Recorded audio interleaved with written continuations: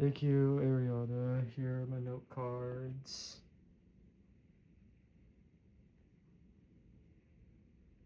Audience.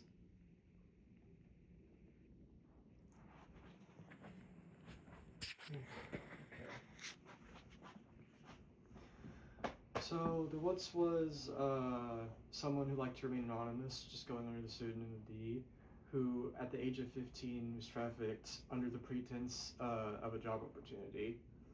But they were saved by the Salvation Army, and without them, they would still be in captivity.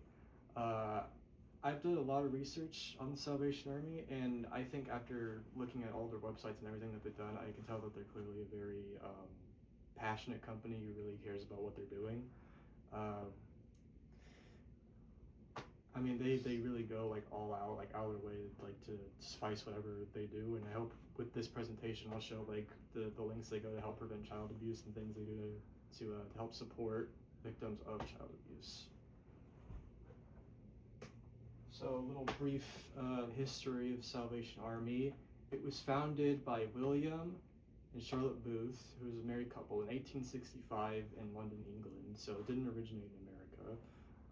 And originally it started as like a small relief for the poor or like those like third world or third class people, lower class people. However, it quickly grew. It started spreading worldwide in about 1880. It started to it hit America. It started to spread to America, and about 20-ish years later, starting in the very earliest 20th century, they started setting up more like relief camps and shelters and just supporting people that have generally like suffered, not just like a certain group of people or certain poor people. They just started setting up support camps for everybody essentially, and that sort of led to where they ended up today. Then here you can see in the slide here the founders right here. Then this is London at the time, right there. Then there's this old. That's kind of like an old like relief thing right there. That's like when they first started out. So in present day, in terms of programs that help prevent child abuse, they have this thing called the Safe from Harm Act, which essentially what that is, it's a program that teaches children how to recognize child abuse and what they can do to prevent, or what they can do if they recognize something like that. It also teaches adults how to approach children with who are victims of abuse and things like that.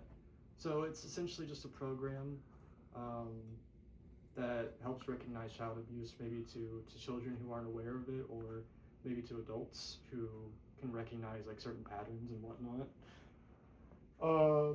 In really severe cases, if it's really bad, they'll put kids in these temporary shelters. If it's like a really bad situation like that, and this all comes from connect.org. They all said this. They also have youth centers and other things like that for children who aren't educated or have no means of getting education or church or things like that for whatever reason. And here's a little picture of one of their little youth centers for children who don't have a home or don't have anywhere else to go, right there. And then, of course, here's a little logo for their Safe from Harm program.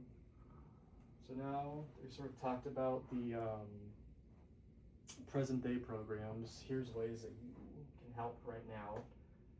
So obviously donations are always good. You can donate money. They also take like tons of personal goods like blankets or just random household items that may not be useful to you but would be useful to others. So things like that. And they're always taking stuff like that. And according to the Salvation Army website, specifically if you want to help donate to stuff that helps victims of child abuse, you can donate to their family services or the youth centers or domestic violence shelters. Of course, you can also register or just volunteer at a local Salvation Army place. On their website, they have like a very detailed list of all the locations and different types of like volunteer work or things that they're looking for at specific locations. So it's pretty easy to find all that like on their website. So those are both pretty easy ways to do it. And then of course here we kind of see little donate bucket, and here's of course like some people doing volunteer work for them. In conclusion, today I've looked at the history of the Salvation Army, present programs that help prevent child abuse, and what you can do to help. Someone like the anonymous person would never have been able to get the help they needed without an organization like the Salvation Army, and because of them, they're now currently living a very happy life with their mother. Let me show the audience again here. Yay. Okay. All right. Now I'm going to pass the mic over to Eugene Whiteside, who will talk about his charity, Child Help.